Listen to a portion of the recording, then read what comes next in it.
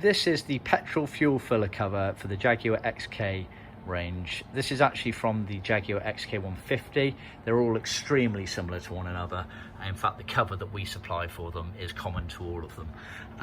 The majority of Jaguar XKs used Moquette to cover this. However, some of the early Jaguar XK120s, I believe it was just steel metal with no covering on it. But like I said, the majority were covered.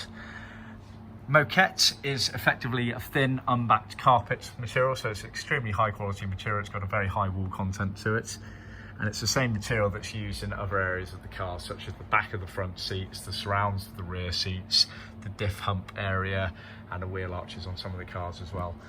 No foam padding underneath, it's just glued all the way around. Fairly simplistic to glue.